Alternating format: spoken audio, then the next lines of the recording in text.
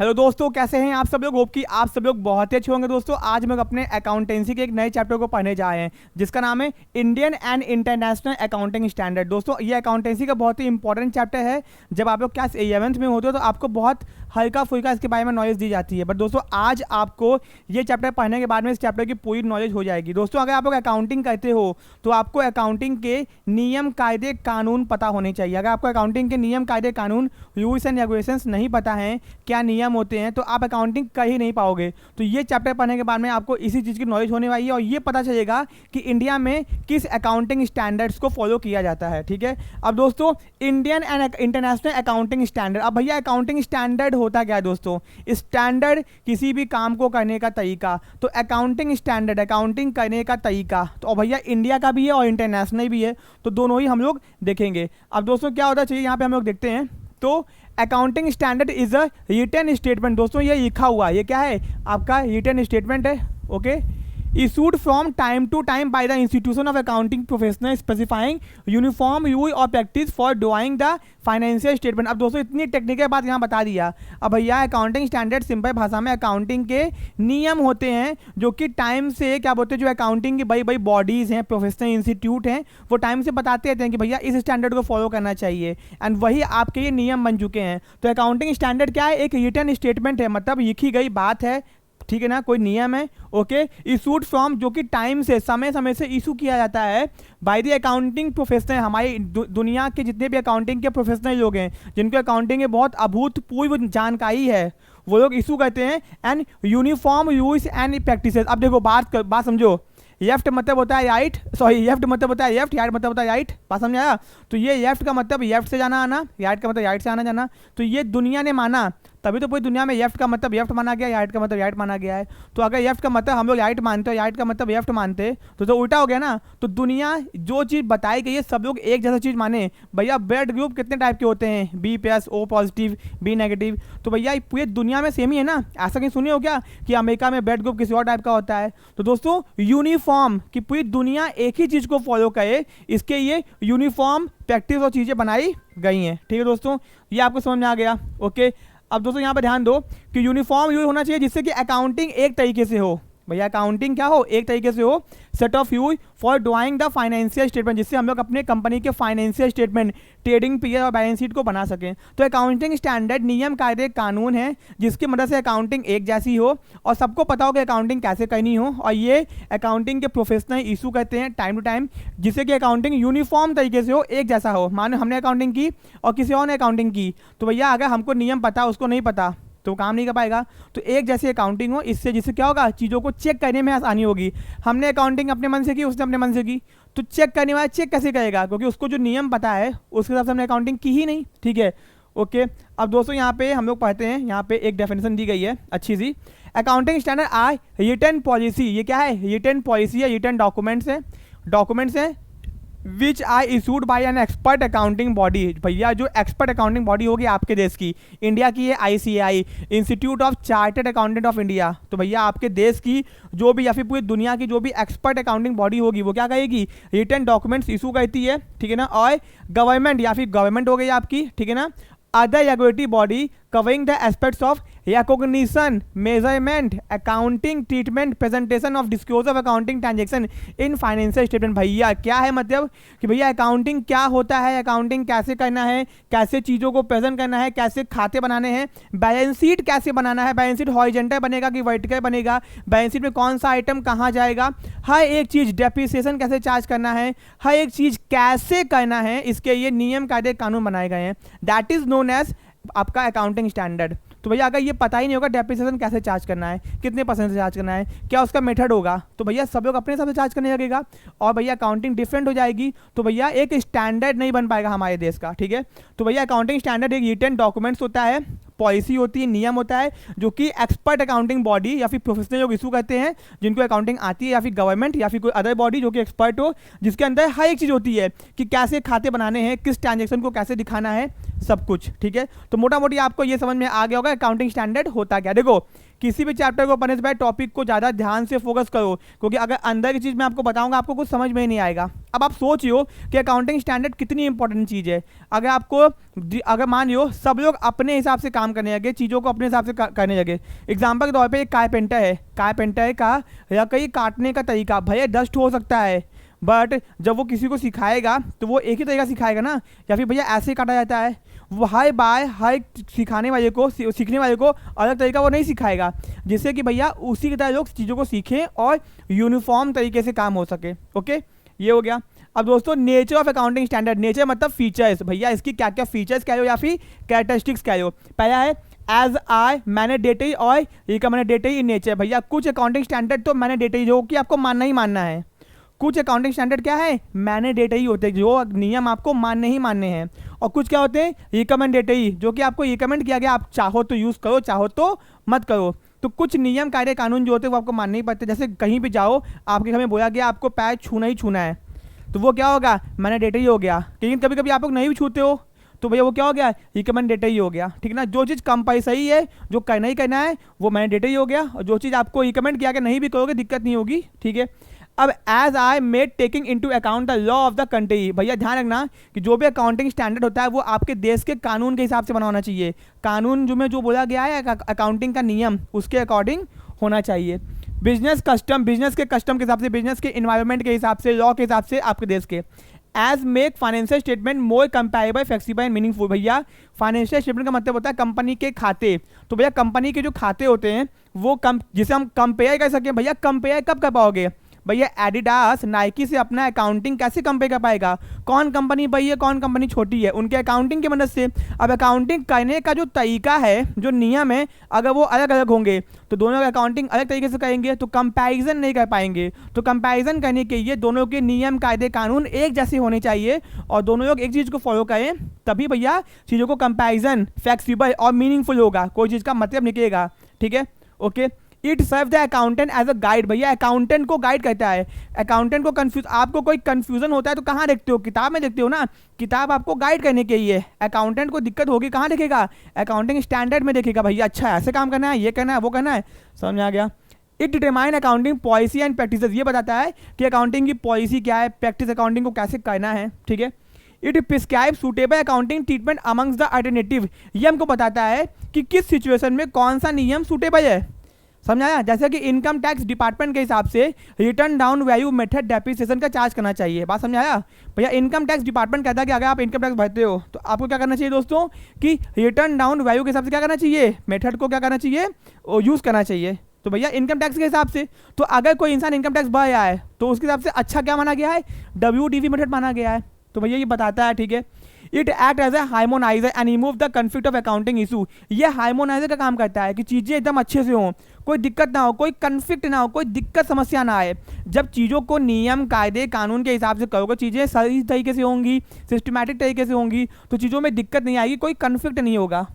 It is descriptive in nature and serve as a dictator of accounting means, भैया क्या है descriptive है, चीज़ों को डिटेल में बताया गया है, ऐसे करना है, ऐसे डंडी खींच के ऐसे बनाना है, 4 कॉलम होंगे, सब कुछ बताया गया है इसके अंदर, तो ये डिस्क्रिप्टिव होता है। एंड डिक्टेटर, जैसे बताया गया है वैसे ही करना होता है, अपने मन से हम लोग नहीं कर सकते हैं। सपोज कि अगर आपने जनरल एंट्री पास की तो भैया यहाँ से स्टार्ट होगा, यहाँ से स्टार्ट नहीं होगा, ये कहाँ बताया गया है, अकाउंटिंग के स्टैंडर्ड्स के अंदर बताया गया है, ठीक है। अब दोस्तों it is an accounting rule and procedure, ये क्या अकाउंटिंग का रूल है और प्रोसीजर है कि अकाउंटिंग कैसे करनी है, एंड उसका प्रोसीजर है जो कि ये कहता है जैसे कि हमको किस चीज़ की वैल्यू कैसे निकालनी है, किस चीज़ को कैसे डिस्क्लोज करना है, ठीक है ना। ये सब बताया गया इंस्टीट्यूट ऑफ चार्टर्ड अकाउंटेंट के द्वारा। इंडिया के अंदर अकाउंटिंग की सबसे बड़ी बॉडी क्या है, ICAI, जो कि CA का एग्जाम भी कंडक्ट करवाती है, ठीक है। वही सरकार को सजेशन देती है कि भैया अकाउंटिंग के क्षेत्र में ये चीज़ें आनी चाहिए, सरकार उनके कहने के हिसाब से डिसीजन लेता है, फाइनेंस गवर्नमेंट भी उनके साथ मिलकर काम करता है। तो भैया मोटा मोटी अपने को समझ में आ गया कि क्या होता है अकाउंटिंग का फीचर या फिर नेचर। अब दोस्तों नीड ऑफ अकाउंटिंग स्टैंडर्ड, भैया हमको क्यों जरूरत है अकाउंटिंग स्टैंडर्ड की।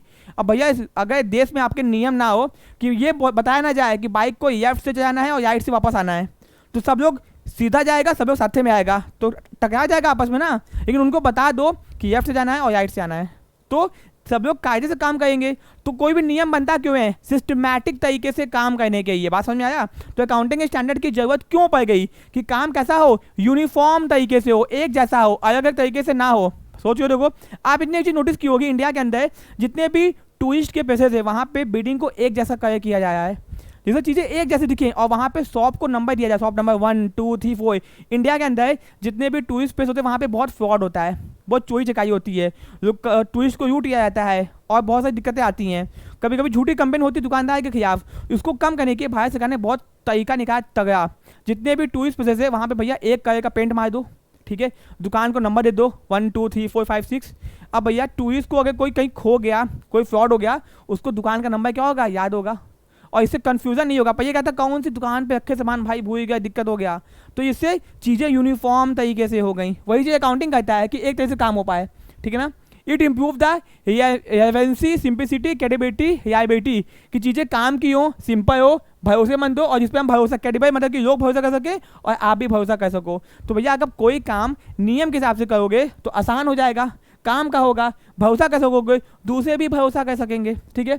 It helps in explaining accounting terminology. अब मान लो आप डॉक्टर बने हो MBBS एग्जाम पास करके, तो भैया आपके ऊपर लोग भरोसा करेंगे। आप डॉक्टर बने हो और आपके पास डिग्री आपकी फर्जी है, तो आप क्या होगा, आपको भरोसा नहीं करेंगे। It helps in explaining accounting terminology. Accounting के बहुत टेक्निकल वर्ड्स होते हैं, जैसे एक्सपेंसेस का मतलब क्या होता है, एक्सपेंडिचर का मतलब, भैया एक्सपेंसर मतलब खर्चा, तो एक्सपेंडिचर मतलब भी खर्चा होता है ना, बट क्या, सोचो कंफ्यूज हो गया ना, एक्सपेंसेस मतलब भी खर्चा और एक्सपेंडिचर मतलब भी खर्चा। अब दोस्तों एक्सपेंसेस मतलब छोटे मोटे खर्चे और एक्सपेंडिचर मतलब बड़ा बड़ा खर्चा। तो अकाउंटिंग की टर्मिनोलॉजी का क्या मतलब होता है, ये सब बताया गया है अकाउंटिंग स्टैंडर्ड्स के अंदर, ठीक है। टू रिमूव रिजिडिटी, अगर कोई कठोर चीज़ है या फिर कोई दिक्कत देने वाली चीज़ है, उसको आसान करने के क्या बनाते हैं, नियम बनाते हैं। माने कोई कठिन चीज़ है तो उसको आसान करने के नियम बनाते हैं, वैसे अकाउंटिंग में चीज़ों जो कठिन है उसको आसान करने के क्या बनाए गए, नियम, कायदे, कानून बनाए गए हैं। To present a logical view on controversy accounting practices, भैया कुछ चीज़ें ऐसी होती हैं जिसके ऊपर कंट्रोवर्सी होती है कि नहीं ये सही नहीं, ये गलत है, तो उसके ऊपर लॉजिकल व्यू देना, कि लॉजिक लगाना कि देखो ये इस तरीके से सही है। तो भैया कोई काम अगर हो रहा है और वो कंट्रोवर्सी का काम है कि क्यों हो रहा है, लेकिन उसके पीछे अगर लॉजिक लगा दो तो लोग उसको एक्सेप्ट कर लेते हैं। तो अकाउंटिंग स्टैंडर्ड क्या करता है, हर काम के पीछे लॉजिक लगाता है, ठीक है ना। Okay, to give a scientific approach to disclose and presentation of financial statement, क्या होता है, अकाउंटिंग स्टैंडर्ड की मदद से हम लोग साइंटिफिक तरीके से चीज़ों को करते हैं, हर चीज़ के पीछे एक लॉजिक होता है, ठीक है ना, एंड जिससे हम चीज़ों को डिस्क्लोज करते हैं और प्रेजेंट करते हैं। भैया डिस्क्लोज करने का मतलब क्या होता है, दिखाते हैं, दर्शाते हैं। भैया बैलेंस शीट के अंदर हम लोग एसेट्स को दिखाते हैं, सबसे पहले हम उस एसेट्स को दिखाते हैं जो सबसे पहले पैसे में कन्वर्ट हो जाती है, cash in hand, cash at bank. तो ये भैया कोई तरीका बनाया गया है अकाउंटिंग करने के लिए, ठीक है ना। ओके, कैसे चीज़ों को डिस्क्लोज करना है, कैसे चीज़ों को प्रेजेंट करना है, कैसे दिखाना है, कौन सा आइटम कहाँ पर रखना है, ये सब कहाँ बताया गया है, अकाउंटिंग स्टैंडर्ड्स के अंदर। To prevent the user from reaching misleading conclusion, भैया कोई यूजर अकाउंटिंग यूज करने वाला, भैया आपके फर्स्ट चैप्टर में है इंटरनल और एक्सटर्नल यूजर, पूछेगा एग्जाम में आपके, ठीक है। तो भैया कोई यूजर अकाउंटिंग का मिस गाइडेड ना हो जाए, भटक ना जाए बेचारा, उसके लिए क्या कहते हैं, अकाउंटिंग स्टैंडर्ड बनाए गए हैं। भटक जाओ तो भैया नियम देख लो, समझ में आ जाएगा, ठीक है।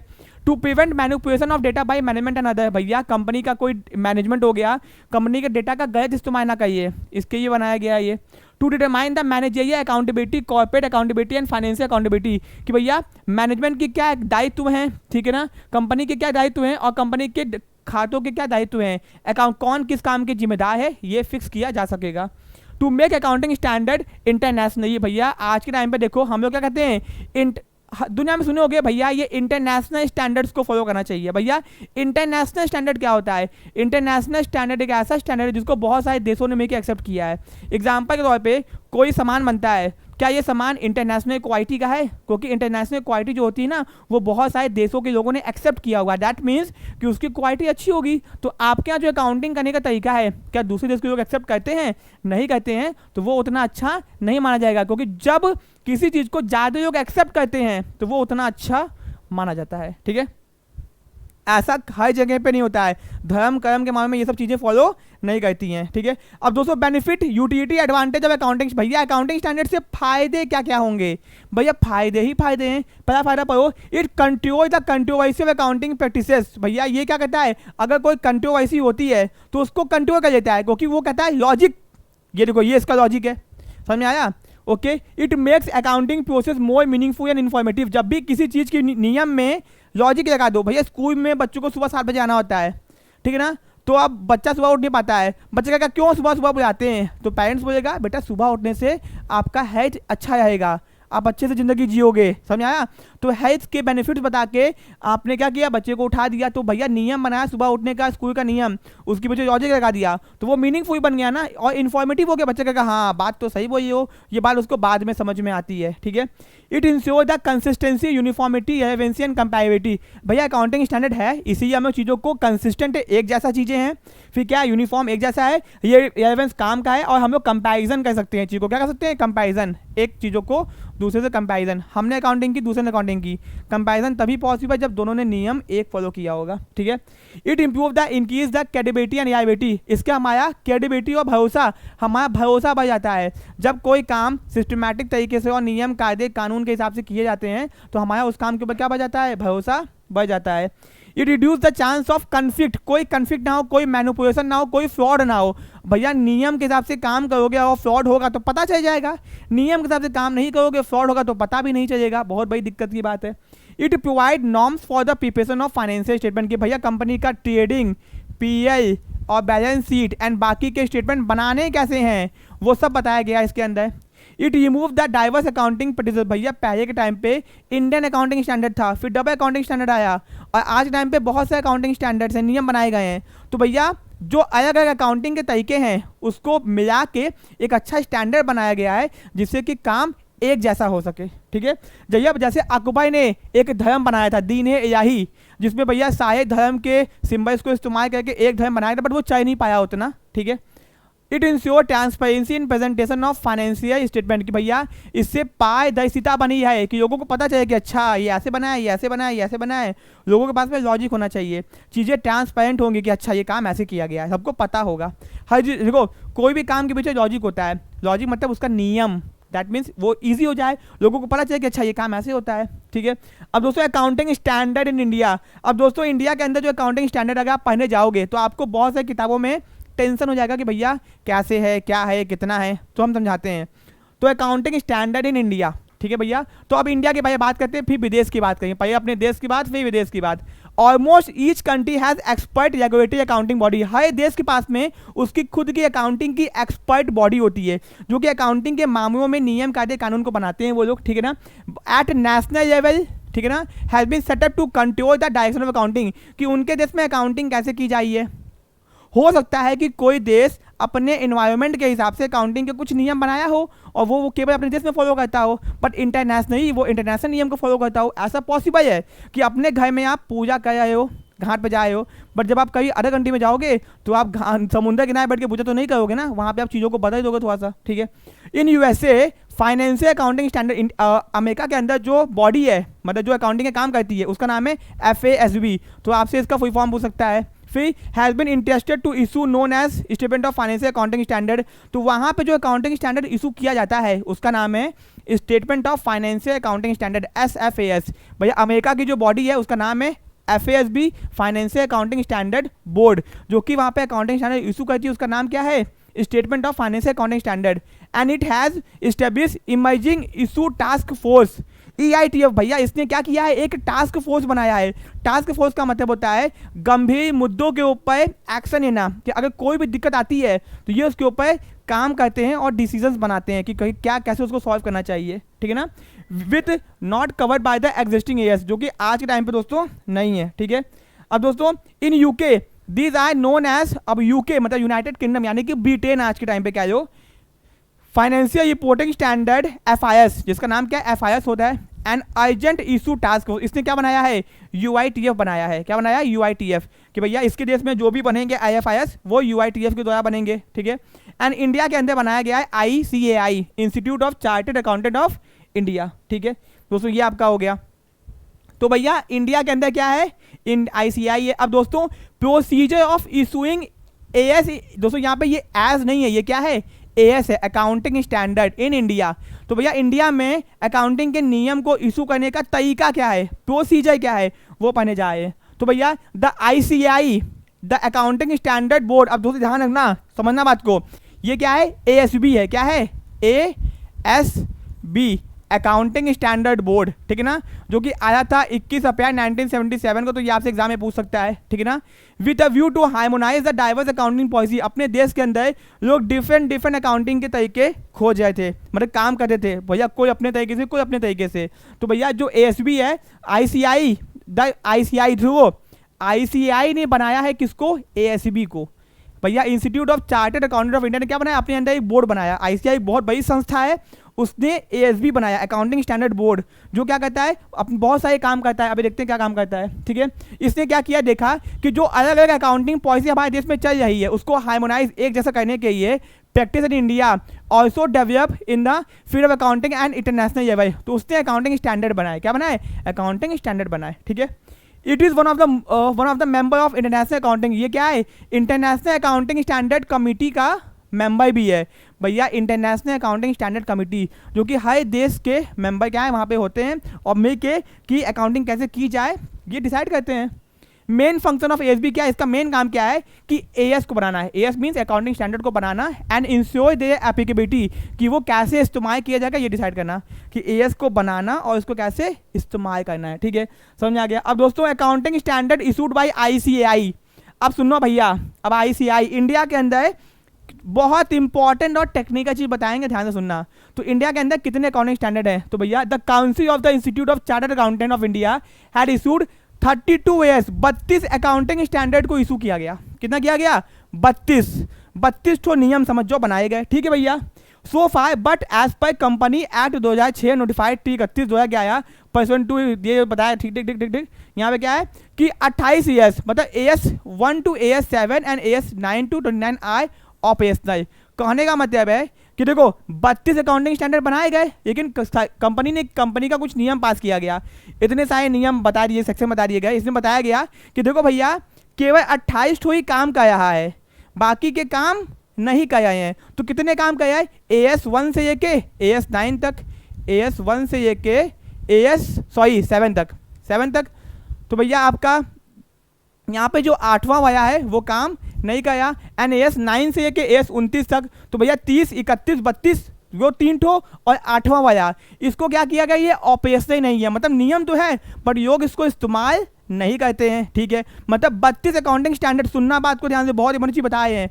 32 अकाउंटिंग स्टैंडर्ड आया जिसमें से यूज केवल कितना होया था? 28 ठो। कैसे कैसे? 1 से 7 तक 8वां नहीं होया था, 9 से 29 तक 30, 31, 32 भी नहीं होया था, 8वां 30, 31, 32, ठीक है भैया। तो अकाउंटिंग स्टैंडर्ड जो 8 था, 8वां वाला, उसको विड्रॉन बाय द ICI ने विड्रॉ कर दिया। कहा भैया ये बेकार है, ये अच्छा नहीं है, इसको हटाओ, ठीक है। हो भैया ठीक है, नियम अच्छा नहीं था, नियम हटा दिया गया, ठीक है। तो दोस्तों अब अब बाकी का जो आपका 30, 31, 32 है वो अभी भी है बट वो यूज नहीं होता है। तो करंट में आया 32, यूज होता है 28, 8वें को हटा दिया गया। क्या कर दिया गया? हटा दिया गया, ठीक है।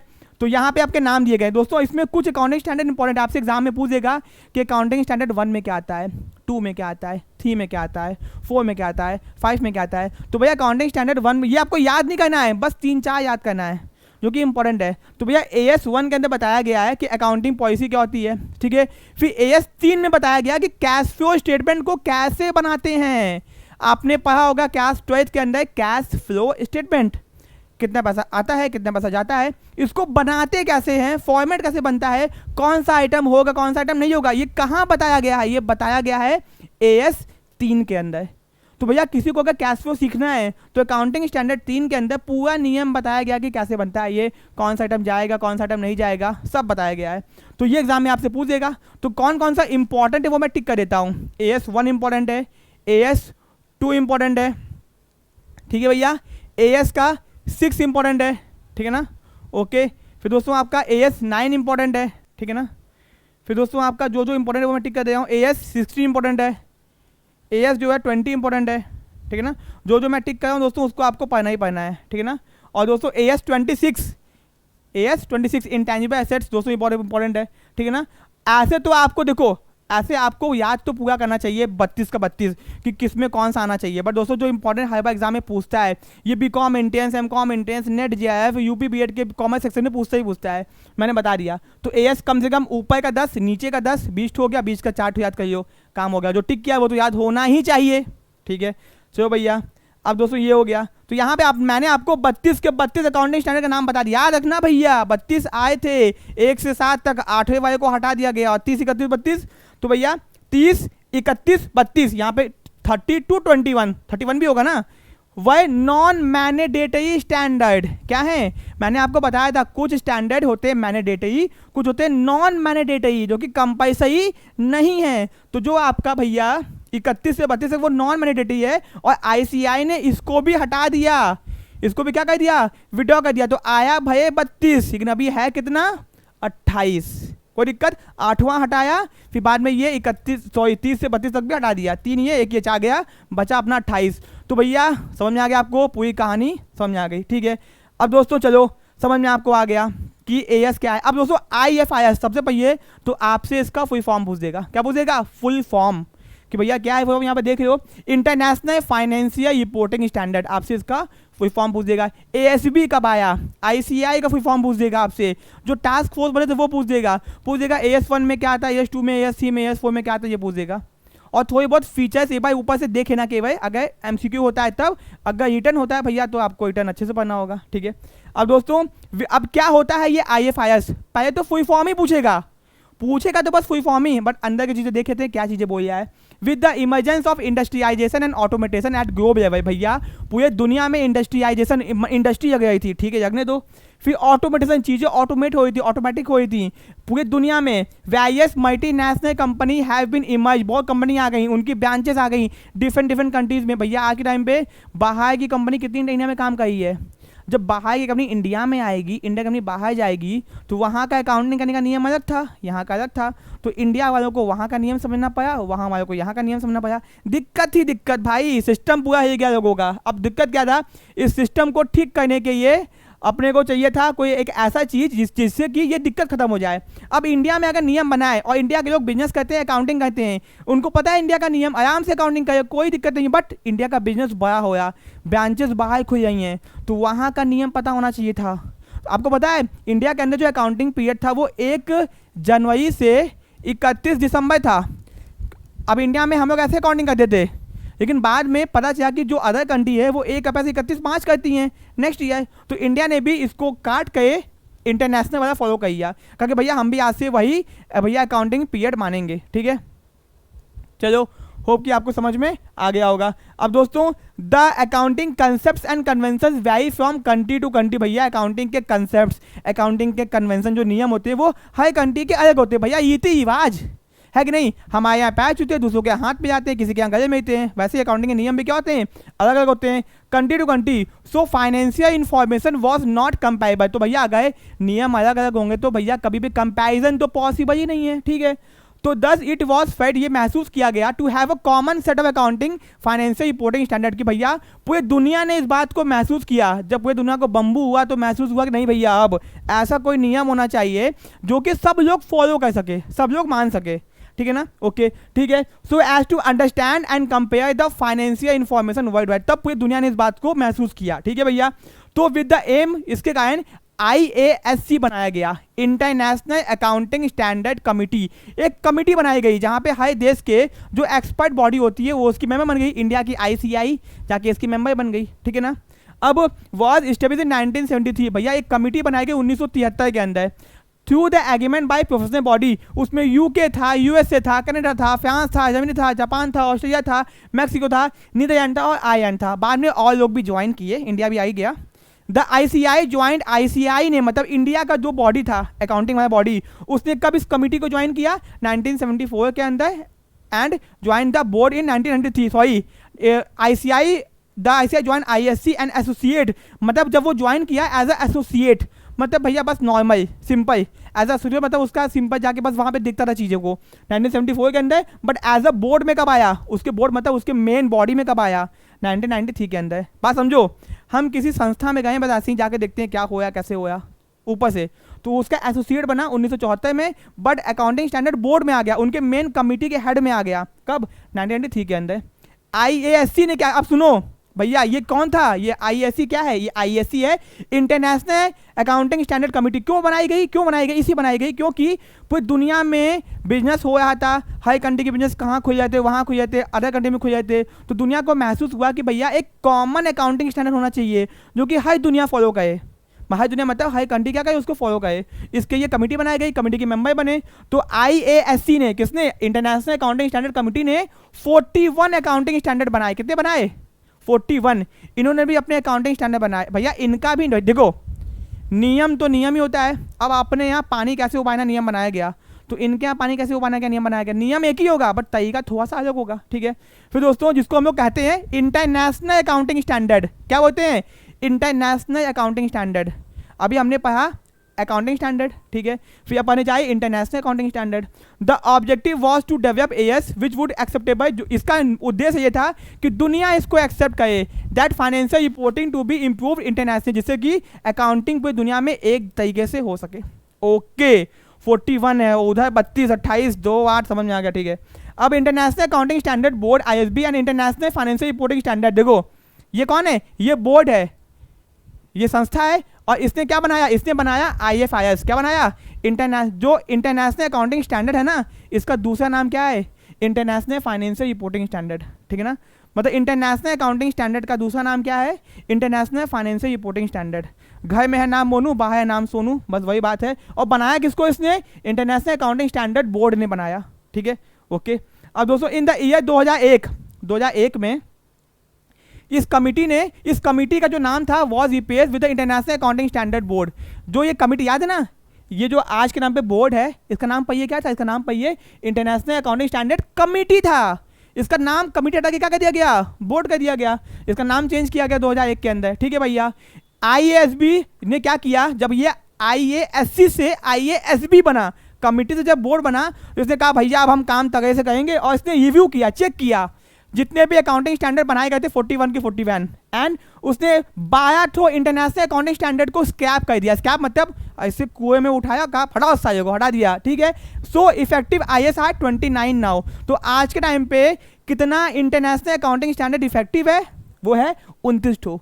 तो द एएस जो अकाउंटिंग स्टैंडर्ड IASB, जिसका नाम IASC था पहले, उसने इशू किया IFIS। अब पहले हम आपको एक बात समझाते हैं जो कि आपको थोड़ा सा कंफ्यूजन कर रहा होगा, सुनना बात को।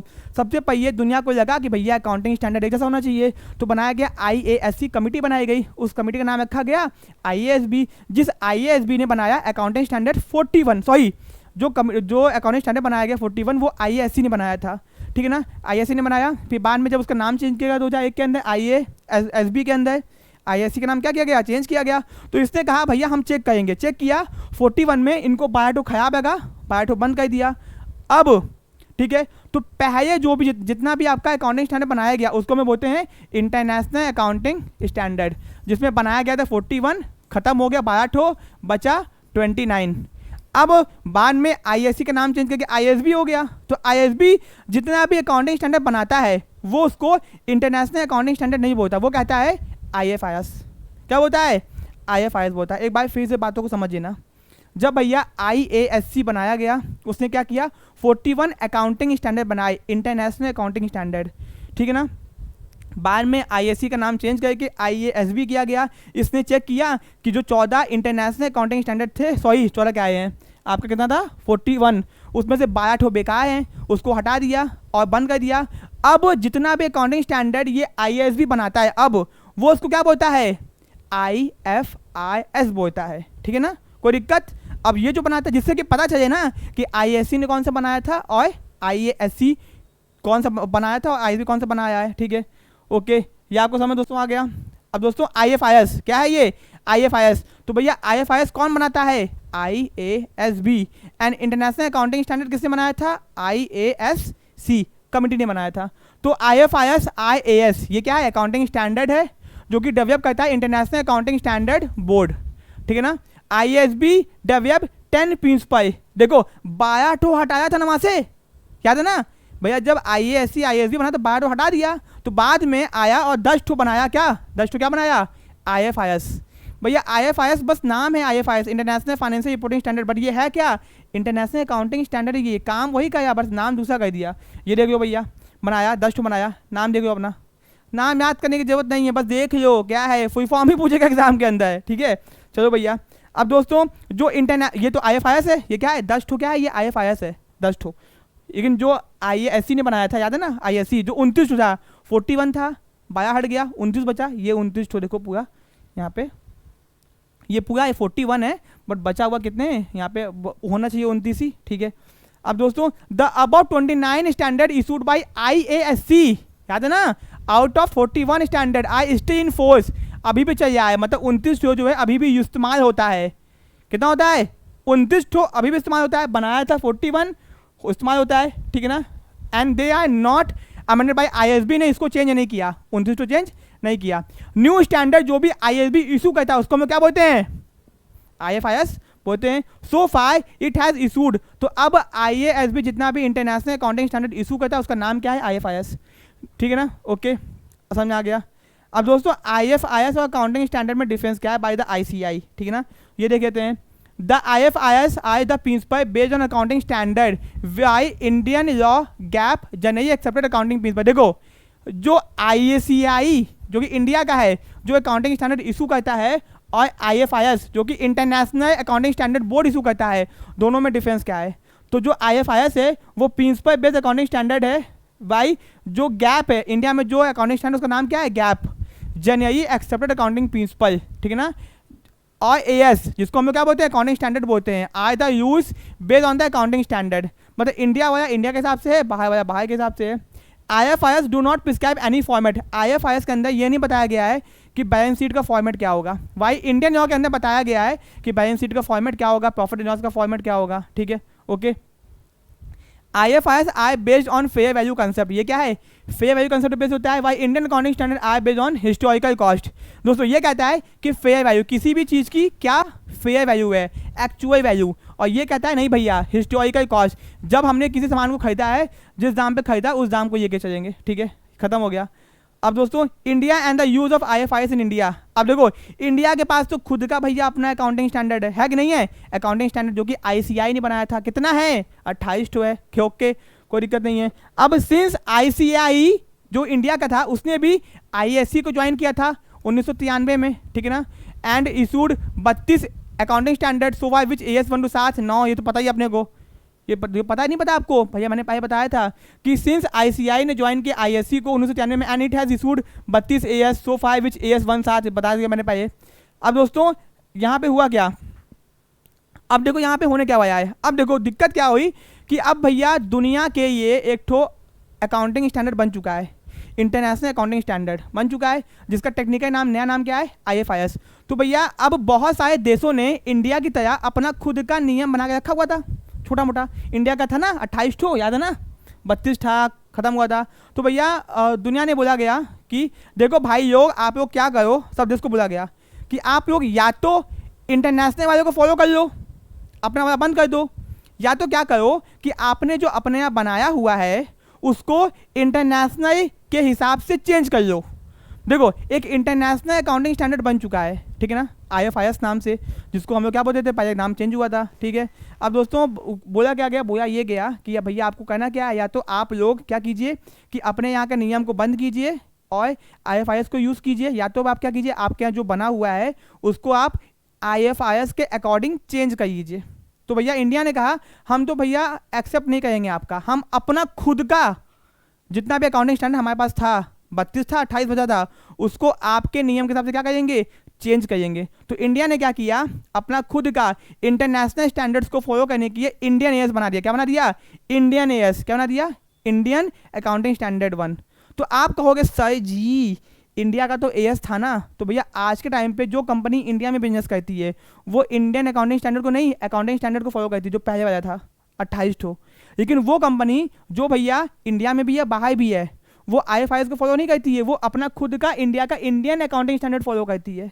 समझ में आया बात आपको। और दोस्तों क्योंकि IFIS तो इंटरनेशनल ही था और इंडिया ने क्या किया, IFIS को फॉलो नहीं किया, खुद का अपना बना दिया इंडियन AS IFIS के अकॉर्डिंग, ठीक है। तो ये दोस्तों कितना बनाया गया 41 41 इंडियन अकाउंटिंग स्टैंडर्ड बनाया गया। ये IND क्यों लगा, क्योंकि इंडिया है ये, ठीक है ना। ओके ठीक है, तो भैया अपने को क्या समझ में आया, एक बार मैं छोटा सा कैप कर देता हूँ, छोटा सा कैप, सुनना बात को।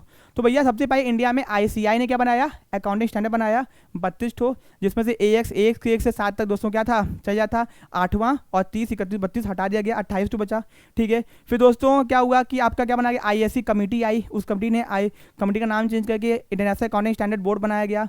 उसने भैया बनाया अपना क्या 41 बनाया था। 41 में जब IASB बोर्ड बना, कमेटी जब बोर्ड बनी, उसने चेक किया, कहा 12 ठो बेकार हटाओ, ठीक है ना। फिर दोस्तों 29 बच गया उसके अंदर, ठीक 29 बच गया।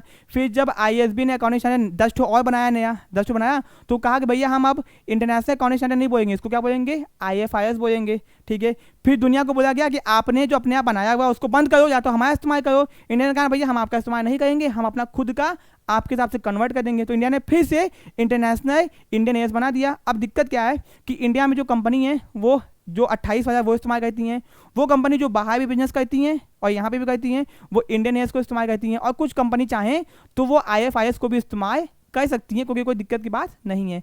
तो ये था पूरा अकाउंटिंग स्टैंडर्ड्स में। पूछेगा क्या आपसे कि अकाउंटिंग स्टैंडर्ड का फुल फॉर्म क्या है, IFIS क्या है, ASB क्या है, ICAI क्या है, फुल फॉर्म पूछेगा, कितने अकाउंटिंग स्टैंडर्ड हैं, और सबसे पहला वाला जो नहीं था उसमें कौन से अकाउंटिंग स्टैंडर्ड में कौन सा आता है वो पूछेगा। IFIS में नहीं पूछेगा किस में क्या आता है, और आपका इंडियन एयर्स में नहीं पूछेगा आपसे। ठीक है, तो ये था वीडियो दोस्तों, पसंद आया तो वीडियो को लाइक करना, चैनल को सब्सक्राइब करना, ऐसी वीडियोस के बने रहिए। Thank you so much.